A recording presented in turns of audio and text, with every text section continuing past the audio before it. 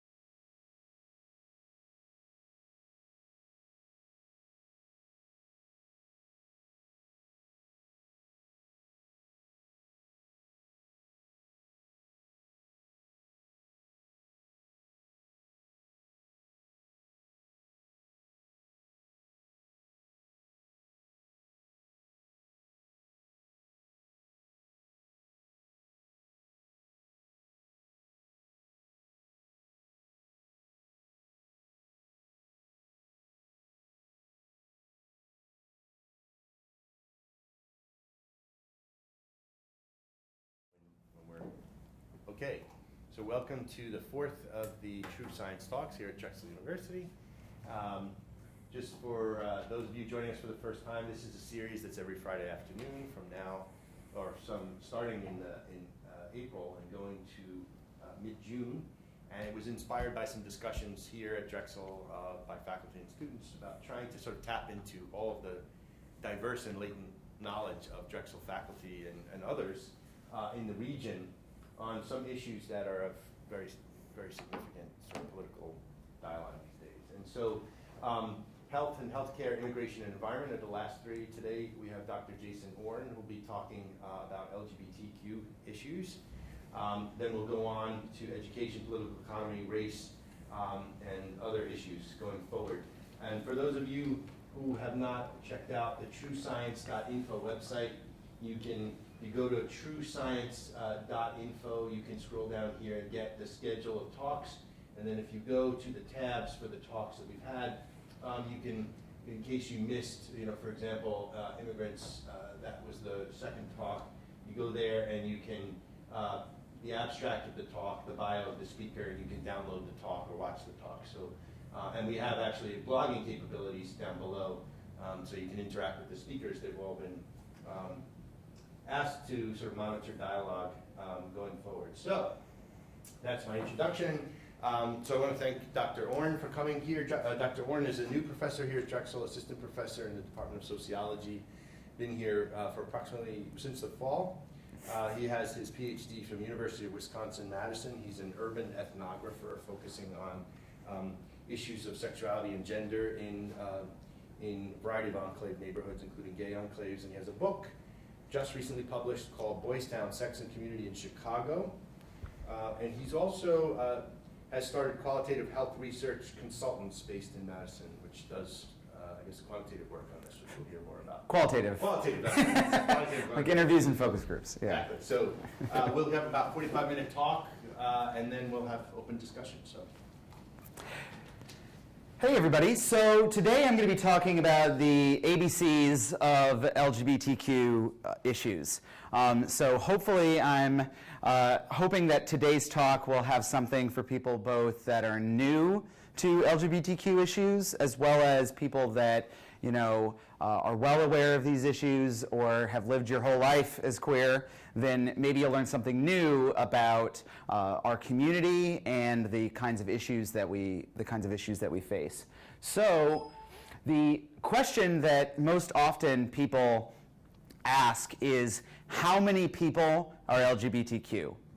And if I ask you this question, you will probably respond with 10% of the population is LGBTQ. Although that is wrong, and we're going to explore exactly where that number came from and how many people actually are LGBTQ. So the 10% number originally comes from Kinsey's pioneering work done in the late 1930s through the 40s and into the early 50s. He interviewed 5,000, roughly about 5,300 men, and later did a follow-up study with almost 6,000 women, in which this was not a random sample, right? So he was just talking to a variety of people, essentially anyone that would talk to him about sex, during a time in which most people did not share information about sex to anybody but their, maybe their partner or their priest, but not a lot of information outside of that was discussed. So even though it was not a representative sample and was not able, and had many other issues with the sampling, like it had a large proportion of prisoners in it, it had a large proportion of students, people that maybe felt more coerced into talking to Kinsey about their lives. We did find, and he did find, a lot of really interesting information that really went against some of the social mores and norms of the day. For instance, he found that 84% of people of men in the study had premarital sex, which really went against the sort of norm that primarily people were supposed to wait until marriage to have sex, and that maybe they thought that they were the only one, or that a small number of people, they were the only one to do it. One outlandish sort of number that he also discovered is that in his sample, 70% of men at the time had visited a prostitute or a sex worker. Busting open this idea of what is normal sexuality. 40% of the men expected their wives to be virgins at marriage, which actually was less than most people thought. The number that is most eye-popping was that 37% of men in his study had reported a homosexual experience. Of those men, 10% of them were more or less, quote, exclusively homosexual at some point in 3 years in their lives. And this is where the 10% number comes from. In his follow-up study of women, he found that actually only 2 to 6% of women at the time could be identified as exclusively homosexual, but 13% had a homosexual experience. So a little bit of a difference that we're going to come back to between the experiences of men in same-sex sexuality and the experiences of women with same-sex sexuality. So today, though, with our more sophisticated sampling techniques in social science, how many people are around that identify as LGBTQ? Honestly, it depends upon how old they are. So as you can see from this table, people from their 50s on, there's about less than 3% or about 2% of people over 50 that identify as lesbian, gay, bisexual, or transgender when asked the question, do you self-identify as one of these groups? With a rather large percentage of people saying that they refuse to answer the question, right? Versus this is a study from 2012, versus if you ask an 18 to 29-year-old, you're going to find that almost 6.5% of them will identify as one of those social groups. In a more recent study with 15 to 18-year-olds, almost a third of people 15 to 18 responded that they were not, quote, completely heterosexual. Yeah, come on in. And you can see here again, right, that women 18 to 29 are reporting almost twice a yes answer that they are lesbian or bi or transgender compared to men asked the same question. So why were there less women in the past identifying as lesbian, bi, or trans, where today we're seeing the opposite? And sociologists would argue that we need to look at our historical and social context, right? So there are two sort of, I wouldn't say competing, but complementary explanations that people have given. One is this idea of compulsory heterosexuality, that we live in a society in which our society is structured around people being heterosexual. And for women, that means that it's nearly impossible to live a life free from men, right? Women make less money than men. Our social institutions are set up to require men. Our cultural practices, like such as being given away during a marriage, or a variety of other cultural practices, are often based around the assumption that there is a male head of household figure that then gives away his property of his women.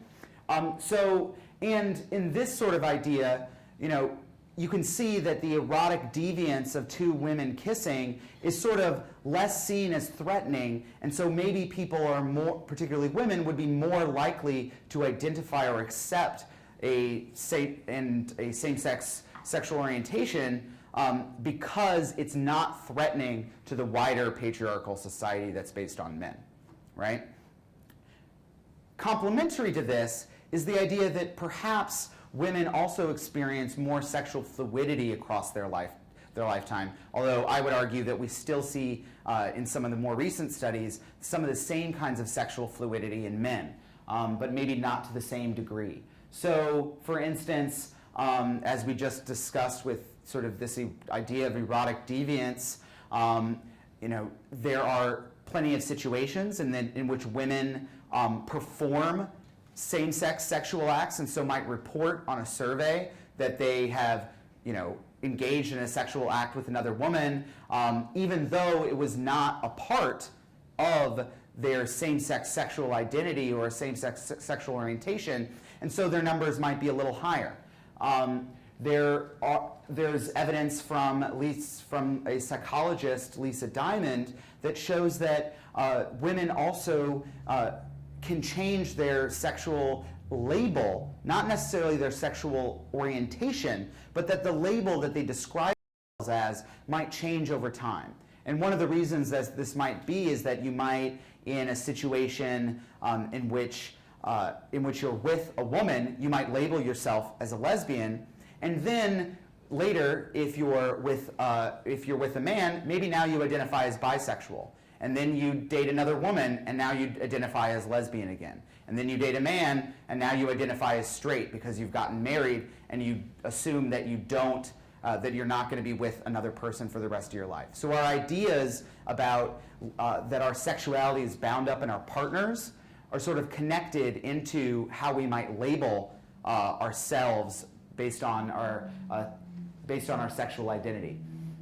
And then, of course, there's the social context that people that are in all same-sex environments are more likely to engage in same-sex sexual acts. So people that go to an all-boys or an all-girls school are more likely to report that they've engaged in some sort of sexual act. People that have been incarcerated are more likely to report that they've engaged in a same-sex sexual act. And you'll notice that I'm sort of drawing a difference between the behavior that people engage in versus the identities or the self-chosen sexual orientation label that people identify with, between identity and behavior. So although we saw sort of the numbers hovering anywhere between 2 and 5%, there's a variety of studies that show that actual sexual activity amongst people is much higher. So for men, it more closely mirrors the identities that people give, probably because in our society we have almost something akin to the one-drop rule, right? That if someone engages in one homosexual male act, I must be gay. And so they come out and identify as that. Versus the sexual behavior of women is they report much higher rates of sexual activity, which has a much wider gap from the sexual identities that people have. When we move over to thinking about how many trans and genderqueer people there are, we see that actually there's some pretty wide variance in some recent studies. So in 2014, there was a study that estimated the population of trans and genderqueer people in the United States at 700,000 people, versus another study that was done the next year estimated that there was actually twice as many trans and genderqueer people living in the United States. And there's sort of two reasons that they gave for why this might be the case. And the first one is that people over time, because of the relatively more acceptance that trans and genderqueer people are experiencing today compared to in the past, might mean that more people are willing to tell like a surveyor or tell a government agency that's going around with a survey that, oh, I'm transgender. But the other side of it is that there's also been a flourishing of more and more labels that capture a wider variety of people and their gender experiences that increase people's essentially falling under the trans umbrella. And to understand what I mean by that and why there might be more and more people being captured under the LGBTQ label over time, we sort of have to take a step back and look at the model that our society uses to connect sexuality with the biological sex that people have and the gender identity that they have.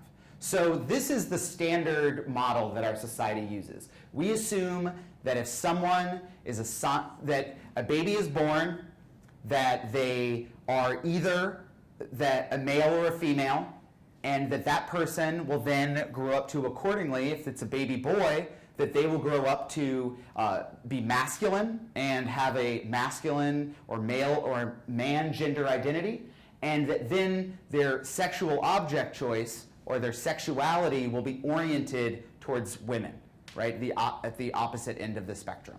And we're going to break down that whole system here. So even in biological sex, there's many different ways that one can define biological sex in a spectrum between our sort of idea that people are either born and assigned at birth male, or people are born and assigned at birth female. So there's chromosomal sex, which is sort of the, oh, well, you're either XX or you're XY, right? That we could break apart people's cells and we can tell you what truly your sex is. But actually, there's a wide variety of other intersexed chromosomal sexes, like XXY, XYY. There's a variety of other situations in which people that will develop differently and they may even appear to correspond to one of our other sexes, or they might not. Because there's a variety of people that are born, we think that, oh, well, let's just look at their genitals, right? Let's see whether they have a vagina or whether they have a penis. And that's not true either. There's hormonal sex, then there's the levels of their hormones that they might have within them. This is what, for instance, a lot of the sport organizations use to try and determine whether you're truly a man or a woman competing in a woman's event. Except people naturally have a variety and a large range of hormones. Both men and women have testosterone and estrogen. And this idea that women, for instance, have a certain or lower amount of testosterone is not necessarily true. There's a wide variance amongst people. And some people have been essentially accused, like the situation of Caster Semenya, who is a pretty famous racer, that in her situation, she was essentially accused of trying to cheat because she naturally produced a higher level of testosterone in her body and was essentially accused of either doping or that she was a transgender man, that she was transgender and a man trying to compete in this event. And lastly, we can look at anatomical differences that are outside of the gonads, like even, we could try to say, oh, well, you have a beard, well, except hair growth is common to both men and women to different degrees. We have anatomy. Both men and women have breasts, and different people's bodies develop them differently, such that a small-breasted woman might have the same amount of breast tissue as a very large man. And so even on that sort of degree of biological sex, it breaks down. And so here's an example, for instance, of the kind of measurement that's used with babies that are born intersexed, that if you have a clitoris that is above a certain length, you are defined as intersexed, and they will do surgery on you, sometimes without the parent's consent, to correct the sex of the baby and make it more in line with society's idea of what men and women are. Such that sometimes it goes the other way, that if a baby is born with an extremely large clitoris, they might have surgery in order to make it more, in order to close their vaginal opening, in order to raise them as a man. A lot of people don't know that still happens. So we come back to here. So we have a variety of people that may have a variety of different biological sexes that then are still being pushed to one side or another and told that they need to live as men or women, or their gender. But even gender we can break down. So there's both gender identity, which is what you feel like. So when I ask you the question, what gender are you? You're going to respond, oh, I'm a man. I'm not either. I'm both. Those types of labels, particularly the fluid, neutral, both, and neither, are really exploding in people identifying with and hearing about those labels and then finding that it matches their own experience. We also expect people that have a certain gender identity to then perform their gender expression which is all the other things that we talk about that go along with gender. We expect them to act according to what their gender identity is.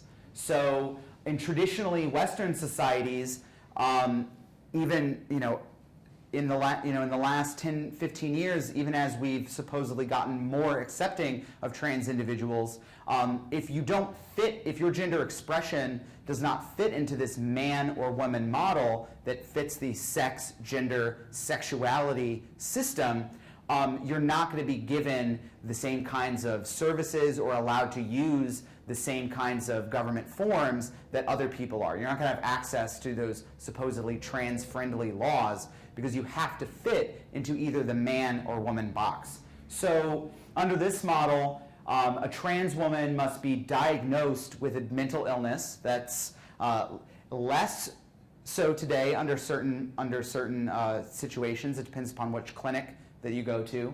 But you have to be diagnosed with a mental illness.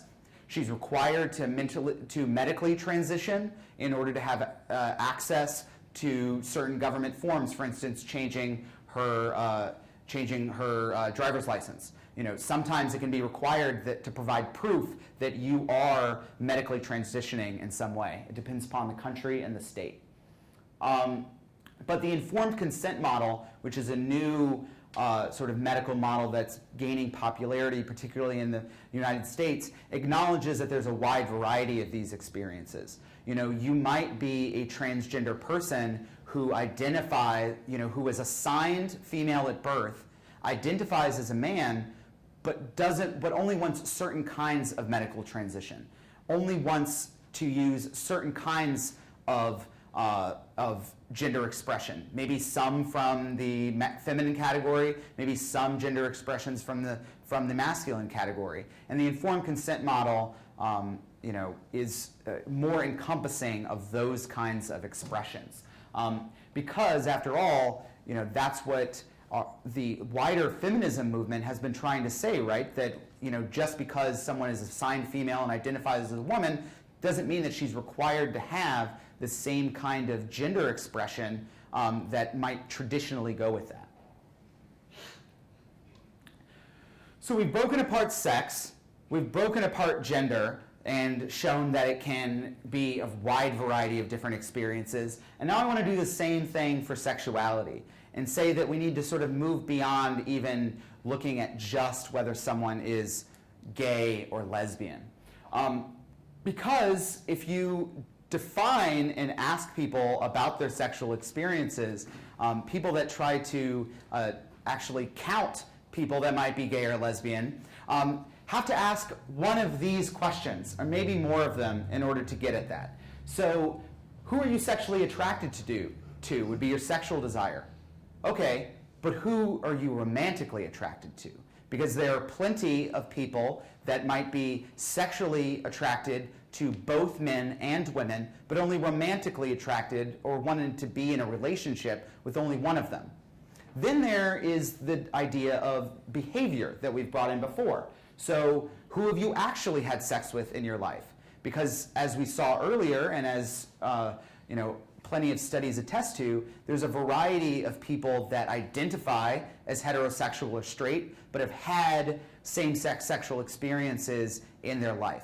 And guess what? There's a lot of gay and lesbian people that have had heterosexual sexual experiences in their life. And that is a part of their sexual history, both past and present. People have a variety of sexual fantasies that might include more people than from one gender or another. And increasingly, some researchers are also looking at the social preference that people have and the kinds of communities that they want to be in. So whether they want to be involved in the burgeoning queer community, or whether they are involved primarily in straight communities as a feature of their sexuality. So I just want to also situate all of this, that the idea of sexual identity and sexual orientation is also relatively new. So same-sex sexual activity has been reported in almost every culture, if we look historically and cross-culturally. For example, and sometimes it's quite accepted or not even considered sex. For instance, there are certain tribes in Papua New Guinea that historically present stories in which same-sex sexual orgasmic contact was considered completely commonplace. For instance, a adolescent man might need to have oral sex with an older man in order to get some of his essence, in order to become sexually fertile, and that wasn't necessarily considered sex, but we might, from the outside, say that that's same-sex sexual activity. And the classic example, of course, is the Greeks. People always go, hey, but didn't the Greeks used to, quote, men and boys have sex? First, I want to sort of situate that historically, in that it was not children that the Greeks had sex with, but rather 15 to 16-year-olds would often have sex with 19 to 23-year-olds, because the average age that one would then marry was more into the 25s to 30s with a young 13 to 15-year-old girl, because they didn't define sexual identity and sexuality along the same lines as we do. They basically had active and passive roles, so it was considered that insertive men within the sexual act were the active role, and the other person, whether a man or a woman, was passive. And passive roles were not thought actually to be experiencing any kind of sexual desire or sexual pleasure from the act at all. They were supposedly doing it either because, as a woman, that was just the role of women, was to produce children, or as a man, to receive the mentorship and gifts that an older man might be providing. And this was assumed to change over the course of one's life, that men who were younger and maybe having sexual relationships with other men that were slightly older to them would then later have received enough mentorship that they would pass on their knowledge to the younger men that they were mentoring, and then eventually grow into men that would take wives and become heads of household. So our idea of homosexuality and heterosexuality really didn't emerge until the late 1800s, in the 80s and 90s in the 1800s. And sexuality isn't just about, of course, the object choice or the sexuality or the person, their sex and gender that you're having. And so other researchers today in the queer movement in general sort of looks to a wider variety of sexual acts. So this is what Gail Rubin calls the charmed circle, which is that everything in the middle is what our heterosexual society thinks goes together. This is the right kind of sexuality, right? So you're supposed to be heterosexual, you're supposed to be monogamous, you're supposed to have sex in the home, not with objects, no pornography, with one person, no masturbation. But everything on the outside is similarly stigmatized.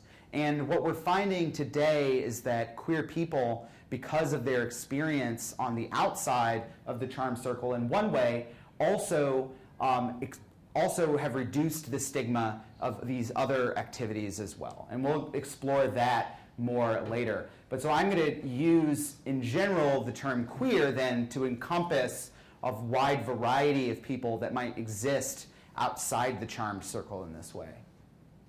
So what's the impact of being LGBTQ, or what's left to do after marriage equality?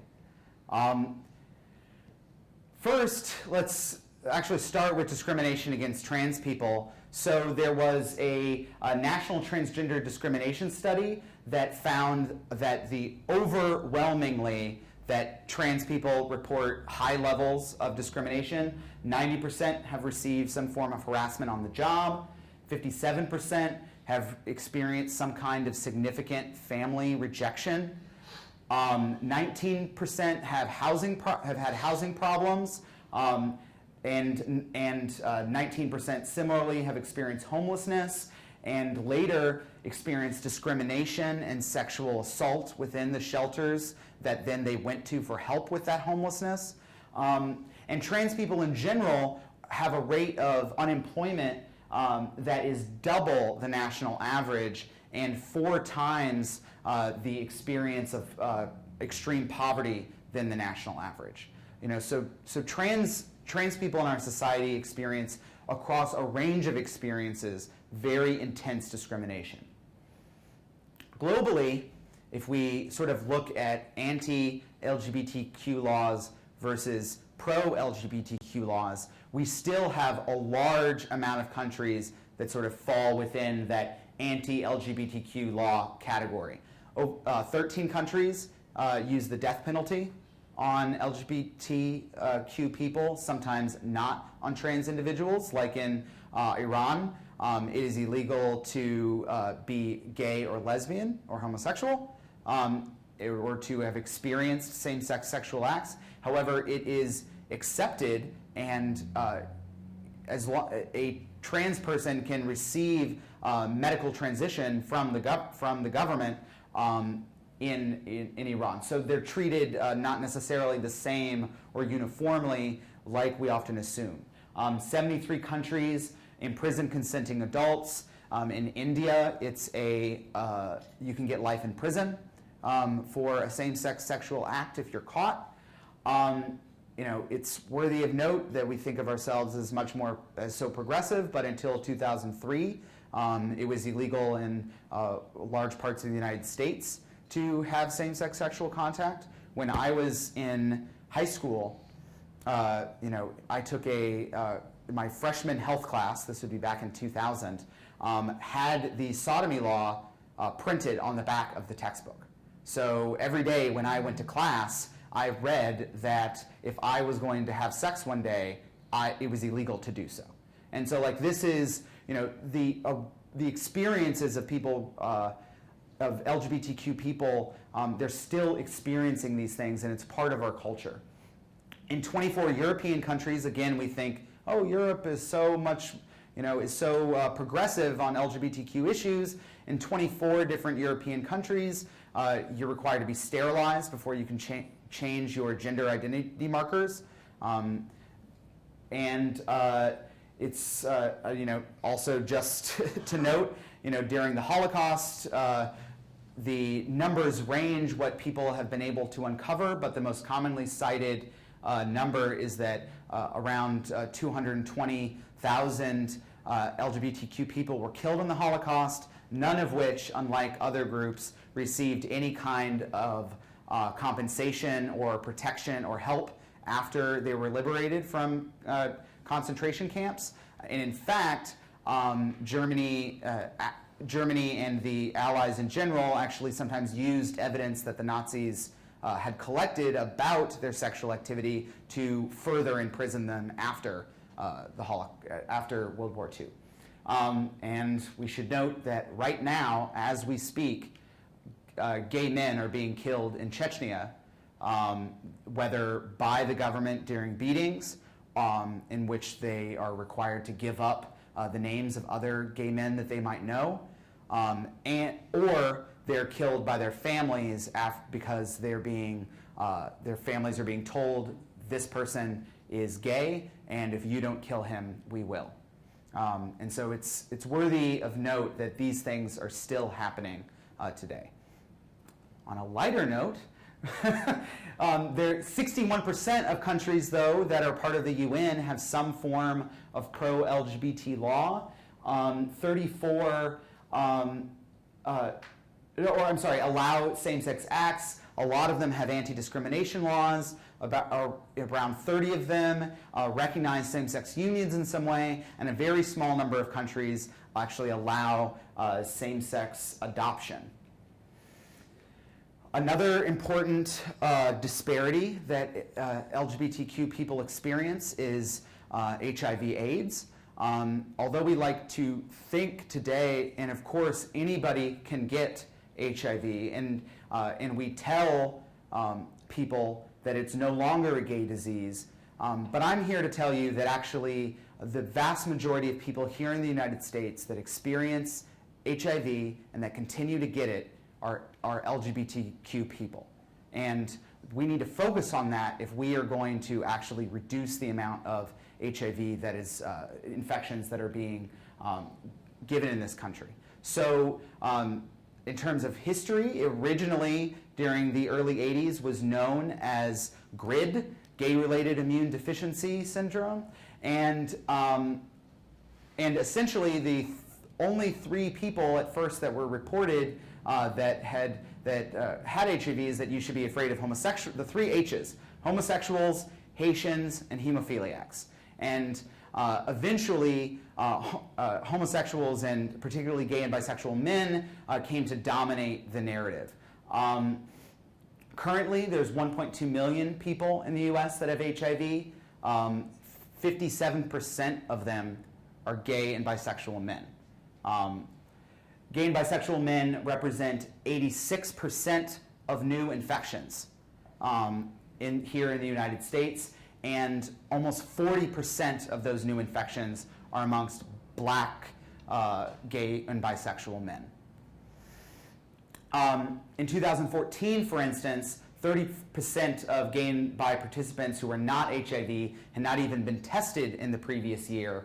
And so, compare that previous number that I just gave about the experience of gay and bisexual, primarily men, but all queer peoples during the Holocaust of about 220,000 people being killed during the Holocaust. Since between the 81 and 15, 658,000 people died of AIDS or HIV-related diseases, almost half of which were gay and bisexual.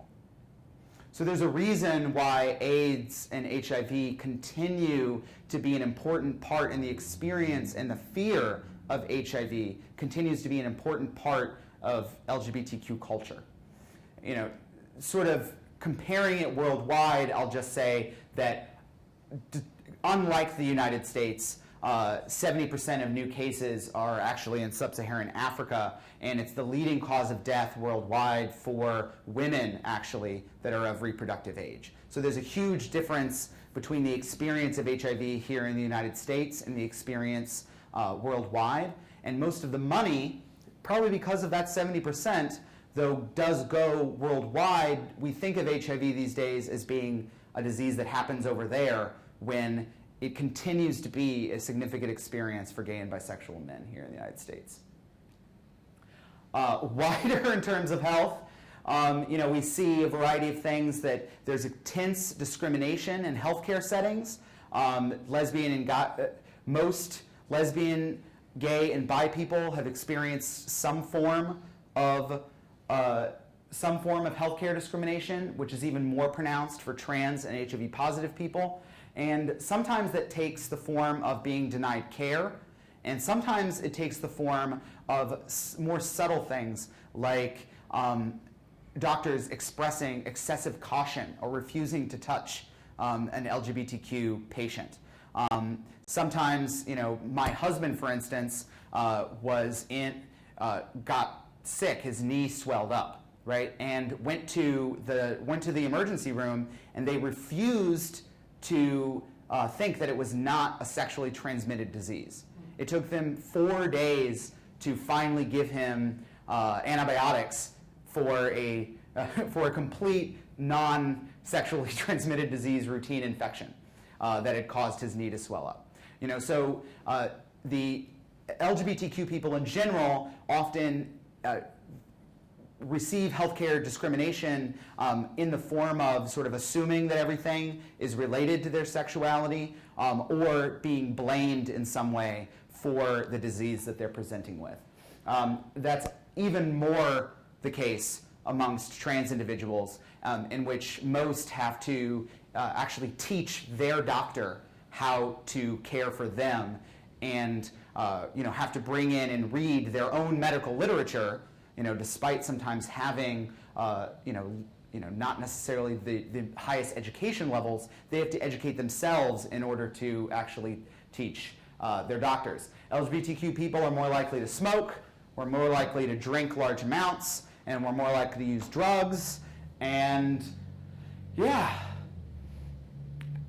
I also want to touch on that that within queer communities, there's intense amounts of discrimination amongst the most vulnerable in our communities. Queer women report, both in my own research and in other people's, discrimination within LGBTQ spaces. One of the major ways that this exists is that there are very few, and if sometimes no, spaces specifically for queer women. For instance, they might only have as much as like a single night in a bar or cafe that is otherwise gay. But for instance, Philadelphia has no, because it closed, has no lesbian bar. Trans people experience significant discrimination within the LGBTQ community. Again, thinking about just because you are trans or you are lesbian, gay, or bisexual, you still have the model that we had before. So just because at the end point you think that, oh well, maybe my sexuality is different for me and that my sexuality doesn't fit this model, you still might believe in the connection between sex and gender that we broke down before.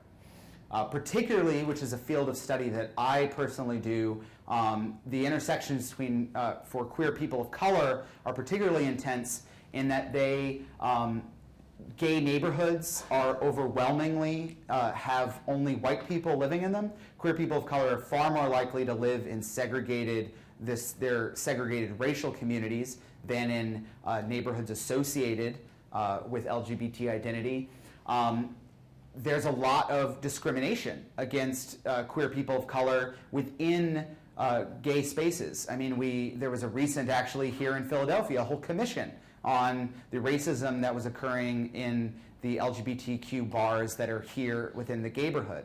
My own work sort of focuses on this area, and I can tell you that this happens from a range of experiences, from certain articles of clothing being banned that are more likely to perhaps be worn by particularly Black and Latino men, to requiring more forms of identification from Black and Latino men, such as 2 forms of ID and not even carding white gay men, to situations in which, during my own field work in Chicago's Boys Town gay neighborhood, managers would sometimes, tell the DJs, for instance, the room is looking a little dark, and change the music to something less hip hop or thought to be favored by queer people of color in order to encourage them to leave to another establishment. Queer people of color report, compared to their white queer counterparts, the same sorts of more intense disparities that we talked about before: lower self-esteem, higher HIV rates, higher rates of drug use than the white queer population. So what's needed out of all this? Here's a laundry list of things beyond marriage equality that we could still be pursuing. Obviously, employment protection laws and anti-discrimination laws are particularly important. In most states, you can be fired for being gay. About 2/3 of people actually will incorrectly say that it's a federal law that you can't fire someone for being gay. That's not true. Trans rights and protections are obviously important. Queer youth homelessness has really captured people's concern because I'm pretty sure it's about 1/3 to 1/4 of homeless youth are LGBTQ. LGBTQ adoption laws, protections for elders that often have to go back into the closet when they enter nursing homes or assisted living facilities because of the medical discrimination that we've been talking about. There's, as I just said, anti-racism and anti-sexism initiatives like the ones being undertook now in Philadelphia. But I also want to point out 2 bigger, perhaps bigger, more structural issues that the queer movement has been trying to do even during the marriage equality, as marriage equality was the top thing on the agenda, which is that we have a lot of rights that are only associated with marriage, such as inheritance rights and issues around health care and who's able to go on your insurance that are connected to marriage.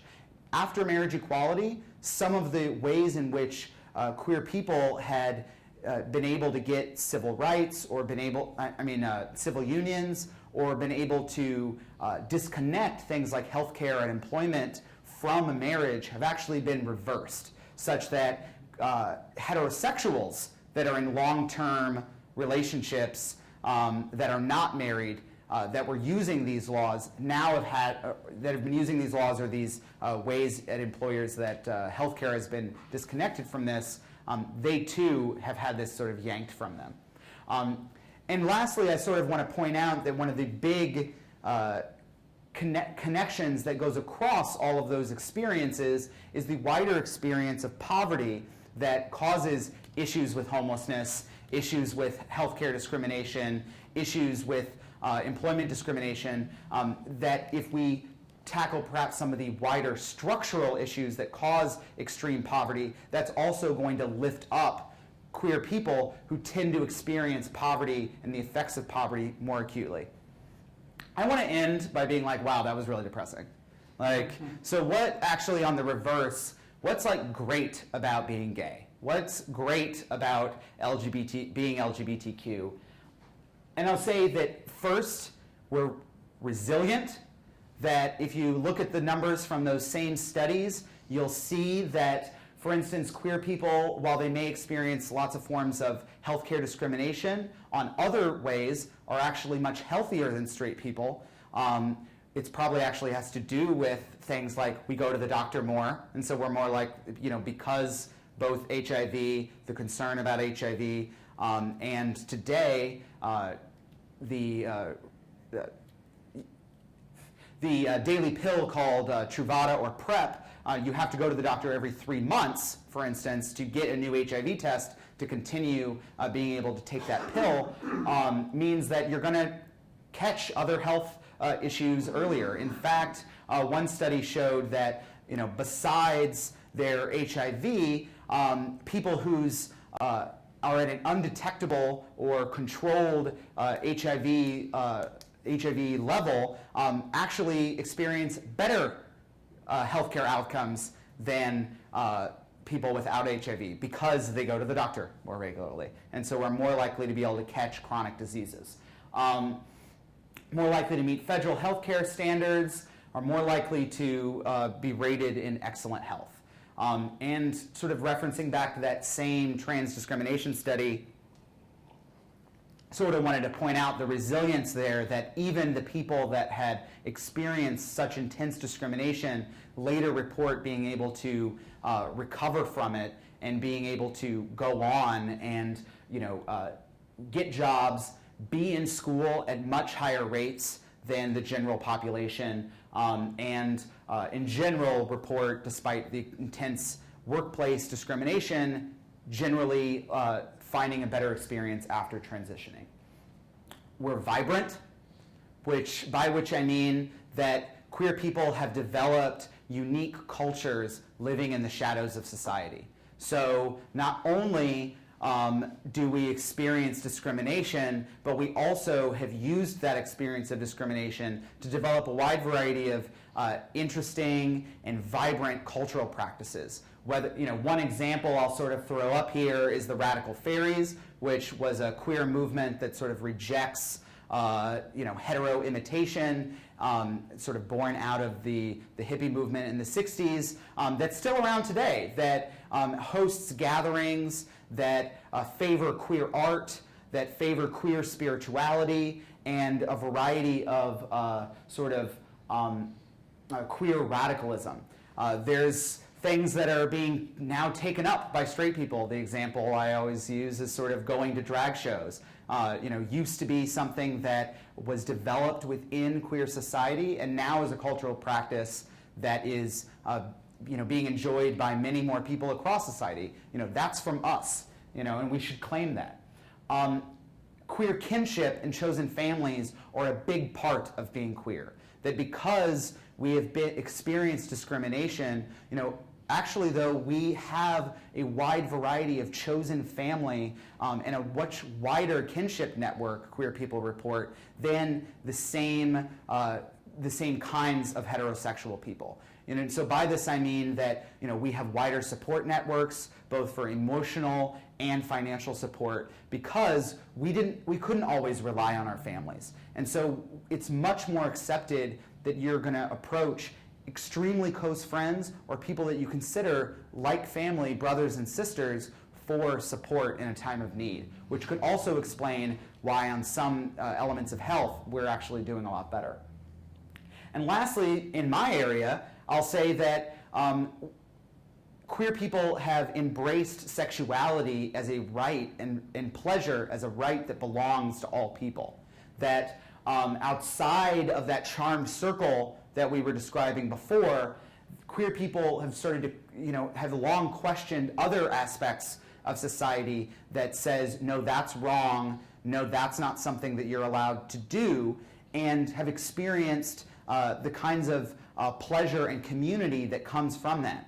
In my work in Chicago, I described what I call sexy communities, which are communities that develop in spaces that have both a sexual component, like a back room where people have sex, or even just a dance floor where there's really erotic movement and people hooking up, and a social component. That's key, that it's there as well, where people go back and forth between, having a good time on the dance floor, doing some erotic movement, maybe hooking up a little, and then going out and, going back to the social spot and talking with someone that they've just met, that they experienced that sexual connection with, and talking about their lives and sharing intimate details that straight and heterosexual people sometimes never get a chance to experience that level of connection in these kinds of spaces. And my findings showed that in Chicago, actually these kinds of spaces eroded other forms of discrimination around some kinds of trans issues and some kinds of racism. So I want to thank you for listening today, particularly all of those of you online and all of you that have attended the session today. And I particularly want to thank David and Bennett, who wrote this fantastic book called LGBTQ Stats, which came out very recently, and I highly recommend it as a desk reference for anybody who's interested in LGBTQ issues. Thanks.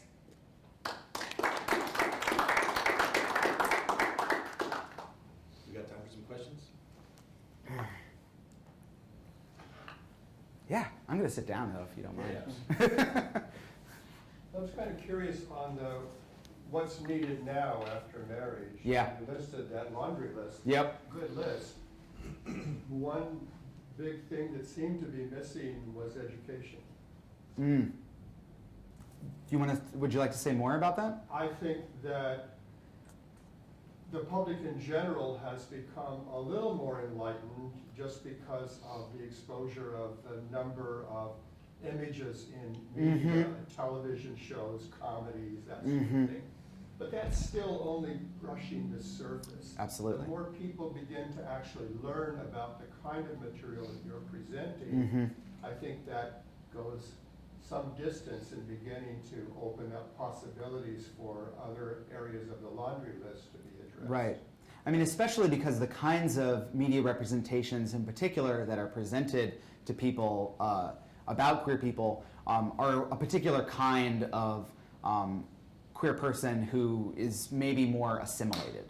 So someone who is a white, gay, male couple who has kids and is married and living in the suburbs is more likely to be presented, that sort of modern family image, as the representation of gay people than a radical fairy experiencing sexual community on in a non-monogamous triad.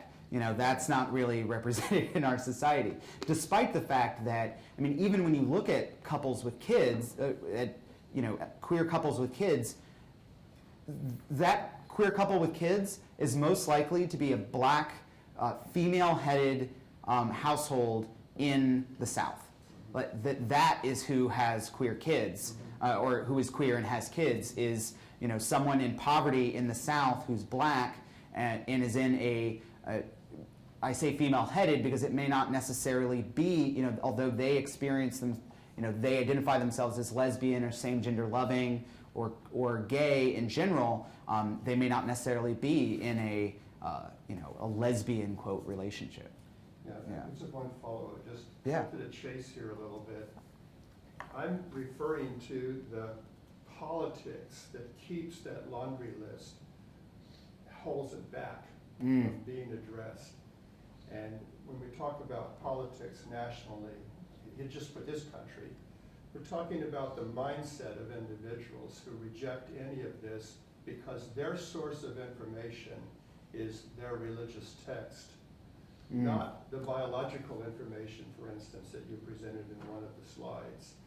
So there's just so much scientific information that's not getting out there to the general public that prefers a very narrow focus in terms of how they get their information. I mean, I see where you're coming from. I think, unfortunately, I have a little more dismal view that for the most part, people don't change their discriminatory beliefs of other people unless they experience some form of connection that's beyond what we call in the literature mere contact. So simply being in a diverse room with people isn't going to change people's minds. Simply seeing more information presented doesn't change people's minds. What changes people's minds is a intimate friendship with someone who's different, right? And that's the way that we can maybe change people's minds. So I'd rather than focusing on changing people's minds that may not change them, I'd rather focus on getting LGBTQ politicians elected that are going to represent the issues that they have perhaps experienced or are willing to acknowledge that happens in our community. Sort of sidestep people that don't agree with us, and let's try to tackle some source. Thank you. Yeah, absolutely. Yeah. So I was just going to ask about the history. Yeah, So sure. You said until like the 1880s and 1890s, there wasn't really a concept of homosexuality as a distinct category. Mm-hmm. Does that apply outside of the Western world, though? And So if not, how does the transition come about in other places? So there's what I'm meaning there is specifically homosexuality and heterosexuality as innate, fixed orientation or fixable orientations that people had. Before that, as sort of famously discussed by Michel Foucault, it was instead thought that most sexual behavior, and this is sort of true if you look globally, most sexual behavior was sort of transient and more connected to someone's gender identity, that whether you were, no matter what, you didn't identify as necessarily anything. You might do what we would describe as homosexual acts for a while. You might do them while you're being married to a woman or while you were being married to a man. I mean, to use the Greek example again from the other side, just because it's so famous, the word lesbian comes from Lesbos, in which the poetry of Sappho comes from, because she ran essentially a training camp for women about to be married, and they would experience a moment away from their families in which they could experience a different kind of love than they were able to experience otherwise. I mean, if we look at non-Western societies, a lot of the experiences of sexual identity difference aren't really about sexual identity difference, but are rather incorporated into whatever that culture's idea of gender difference is. Again, connecting sex, gender, and sexuality together. So whether it's the Hijra, which are a third gender in India that are born as male but experience a conversion to Hijra identity, usually along with castration ritually, that were allowed to have sex with men in a society that otherwise completely forbids it.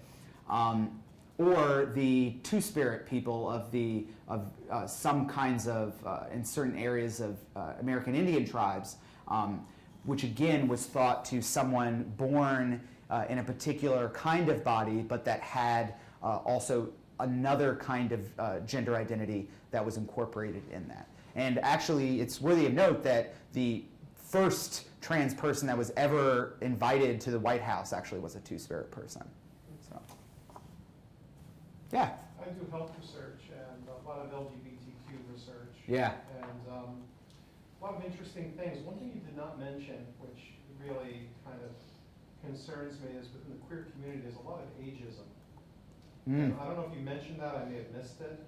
But in fact, you really see relatively few older gay men and lesbians, especially in urban settings, when you go to a lot of the neighborhoods, like neighborhoods or areas where there's a lot of people. I mean, there's a growing movement to try to create residential housing or centers, but it's relatively small. Right. So there are a couple of discrimination that is still there. Right. So there are a couple issues with that. Yes, there's absolutely ageism that is in the queer community. Some scholars have connected it obviously up with the kind of male gaze that's often in this in these kinds of community spaces, such that if you're not the hot young thing, maybe you don't feel as welcome in these spaces. There's also, of course, the issue that there are much fewer LGBTQ elders around, period, for two reasons. One, because of the kinds of things that I put up there at the beginning, that there are just plain fewer identified LGBTQ people that are older, but also a significant number of them died. We have a missing generation because of HIV/AIDS. And lastly, I would say that because so much of the visible LGBTQ culture is in bars and the party scene in general,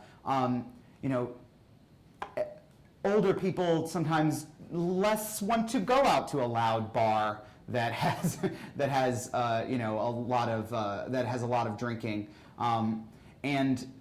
so by having the community so totally connected to particular kinds of spaces also reduces the kinds of visibility that LGBTQ people might be able to experience.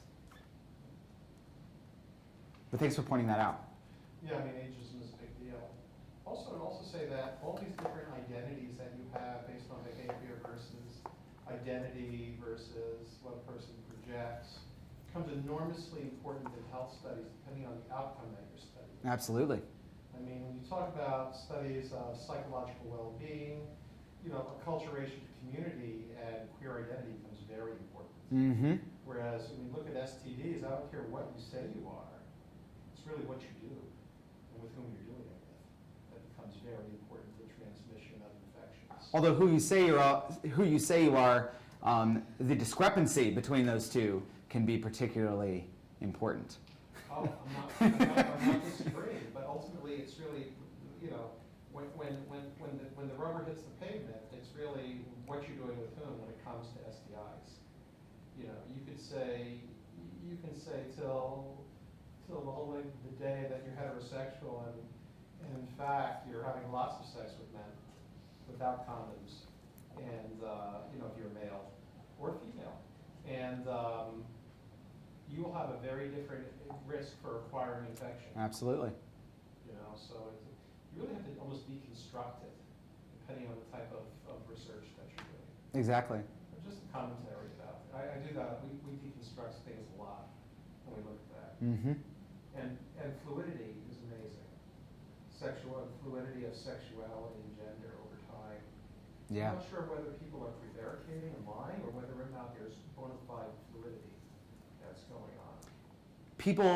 People engage in what's called biographical reconstruction. Yeah. So we're more likely to report things that fit with whatever we believe about ourselves at the time, or whatever we're doing right now. So if I'm in a relationship with a man, I'm more likely to say, hey, I'm more likely to discount prior relationships or sexuality with women and say, oh, well, I'm really gay, even if that history, as we've been saying, your experiences and your actual history shows perhaps more of a history we would associate with bisexuality or whatnot, which can lead to the other thing that I discussed less today, which is the large degree of invisibility that occurs, particularly within queer spaces, and in general, but particularly in queer spaces, bi people experience, not being believed that they're bi, being told just to go back to the straight community because it's thought that, oh, well, clearly you can just go marry a woman or you can go marry a man, and that their identity is somehow not stable. That's the biggest issue that the sexual fluidity researchers have had, is people looking at their research and saying, oh, well, that's just showing that, see, people can just choose to be whatever they want. And they're like, no, people have stable reports of sexual desire, but what we choose to label ourselves at a particular time, sure, that can change. Yeah. Another question. Yeah. This may be naive, but so you showed statistics that, of course, the generic sort of societal racism, black-white racism, is present in the gay community, the LGBT community. Mm-hmm. And you give some examples of bars and things where Yeah. Is it so it's obviously there because we have a systemic problem, but is it less? So the naive part of me would like to say that you just gave all these examples of discrimination, right? So that people who are marginalized by society in certain ways may have a slightly higher, above average sense of sort of empathy for others who are discriminated against. So that, in my mind, there would be some sort of cross-fertilization. If you've been discriminated against because you're LGBT, you would understand discrimination as a thing, and that the prevalence of racism amongst LGBT community, while present, might be less than among just the general population. Is that true? So that's a pretty common belief, right? That oh, well, if you're discriminated in one way, you're going to be able to cross-apply that experience to other situations. But I really wouldn't say that it's true. I mean, I couldn't tell you the exact statistics right now, but essentially,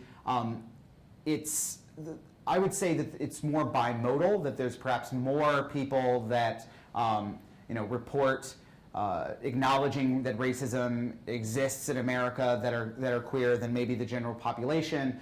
But systemically, I think we're going to be able to observe bigger issues in particularly queer community places with the sort of outcomes of racism. And the reason why I think that is, it's a piece of my next project, is that because the queer community is sort of pushed together, you're going to have certain things more visible in these spaces, because intense segregation outside of both exists within the queer community and within gay bars and spaces, but also if it's the only gay bar around, you're going to observe more instances of racism in that space, because maybe people of color don't go to white bars very often in that city at all.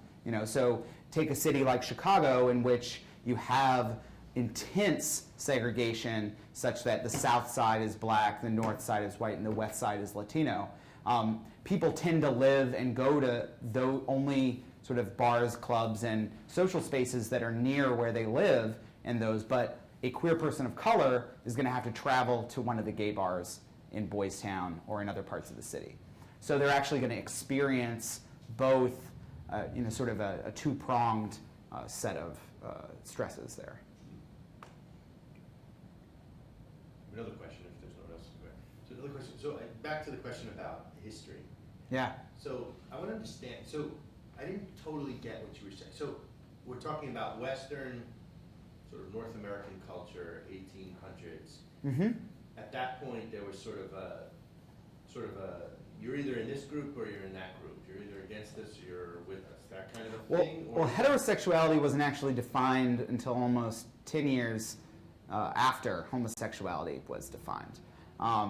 Because again, it was we're talking about the definition of what was at the time seen as a form of a gender identity, a gender issue of being an invert. So someone that was not acting in accordance with their prescribed gender role, which is to have sex with women. But what I'm trying to understand would you say that prior to that, it was actually more flexibility in what was acceptable, not acceptable to the generic, sort of mainstream pop? Or was it that it was so overwhelmingly sort of heterosexual is the dominant thing that this other just wasn't talked about, and it wasn't a category because it wasn't talked about? I think the answer to that is yes. So it's both. Everything is assumed to be heterosexual such that you don't question that there could be possibly queer people out there. And that also giving the space, because there's no such thing as that identity, that also giving the space to people today who we might say, oh, they're a heterosexually identified man who has sex with other men, to experience a wider variety of sort of same-sex attraction, love, romance, and sexuality, because it wasn't thought to be a core part of someone's identity as a person that needed to then be treated in some way, which is how it enters the sort of medical literature. And that's how it enters definition. That doesn't translate to more, like it did. So a male. No, it absolutely didn't equate to more tolerance. So yeah. it would have been. So it just wasn't. So in other words, it was harder to deal with because it wasn't named, but it was happening. Right, but we shouldn't believe in a sort of a unending march of progress around LGBTQ issues. I mean, I think that that's kind of what it's looking at that history shows, is that there are a wide variety of practices that were engaged in both cross-culturally and in the West that were then increasingly discriminated against and tamped down because of the invention of homosexuality. But even then, I mean, Berlin in the 10s and 20s had a burgeoning queer scene. It had, I'm sorry?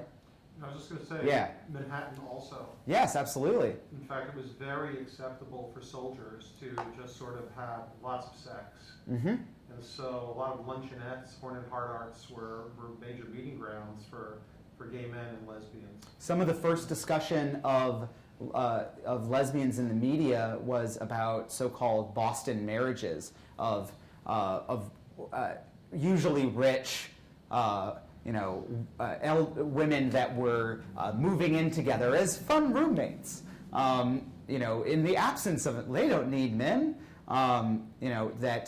Those were, and are now sort of claimed as being like early discussions of lesbianism.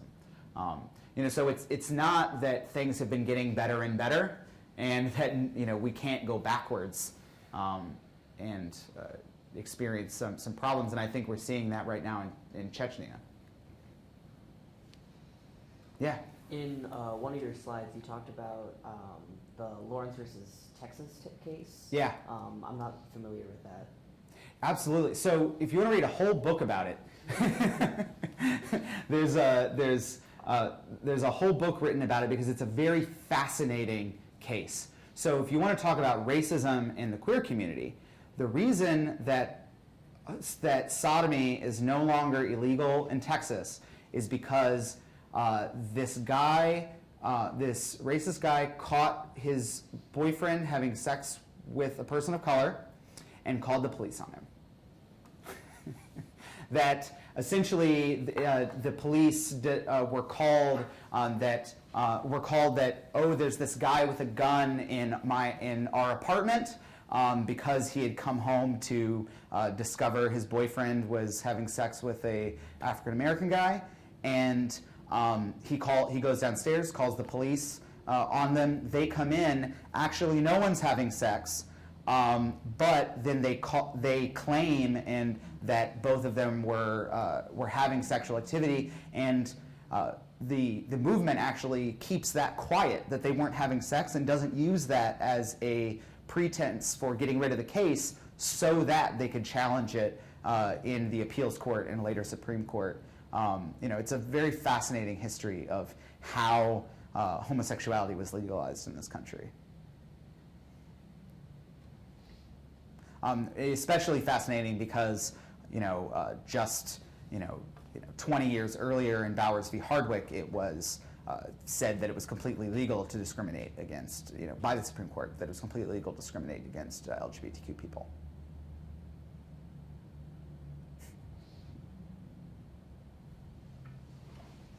I have a question.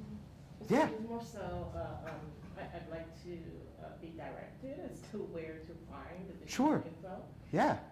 When you presented the clip on doctors making the decision to determine the sex of a baby Mhm. without the parent, like, Yeah. input or like Absolutely. without knowing, where can I go to find out more about that? So I forget the full acronym right now, but there's a society, the advocacy group specifically around, we call those issues intersexed, so just intersex, and there's a whole advocacy society that you can Google and find the information for that sort of advocates for children that are intersexed to not be given surgery. There's also a documentary that I'm, of course, not remembering the name off the top of my head, but there's several documentaries. The one that I'm thinking of right now follows people later in their life, both people that have received the surgeries to, quote, correct their bodies, and people that did not receive surgeries, and sort of they talk about their stories. They talk about their sort of the complexities of their gender and sexual orientations because they don't fit within the binary of our society, and especially amongst people that had and were raised in a particular way, but then actually have a gender identity that does not equate with what the doctors decided that they were. And to further, is there like some kind of I'll call it a movement to further educate doctors, because doctors, they're supposed to have all this scientific but with your experience, like, is there some kind with your partner? Is there some kind of movement to actually educate doctors? Think you might know more about this. Yeah, there are changes that are happening. Yeah.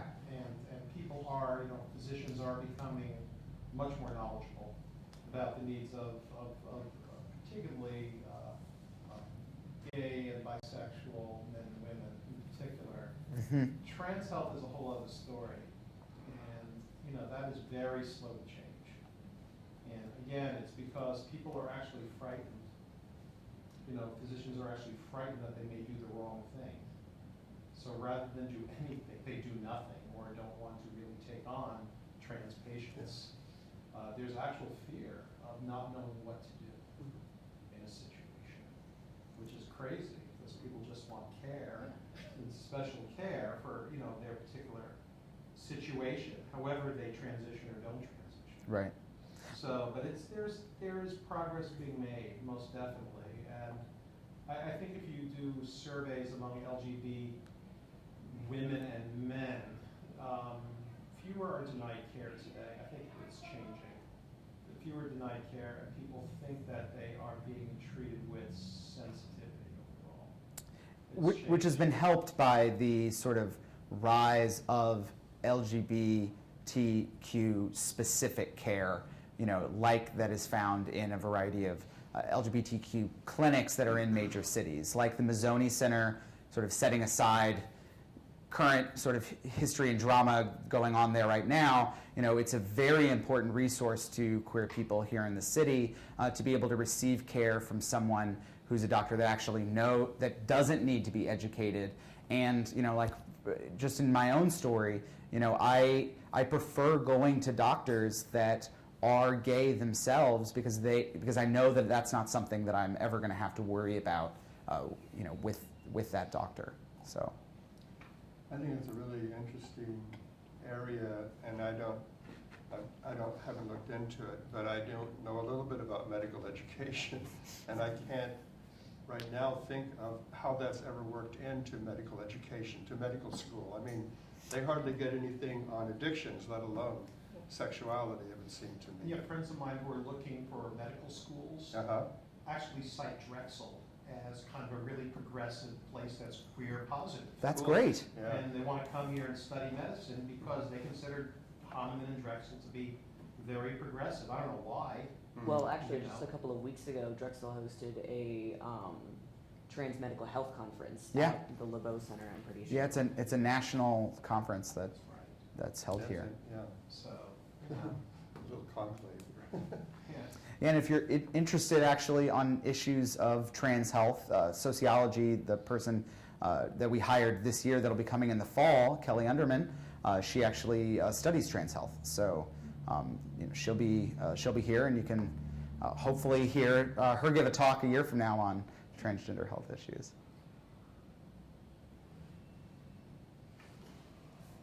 Okay, any more questions? Well, let's thank our speaker. Thank you very much. Tune in next week for education.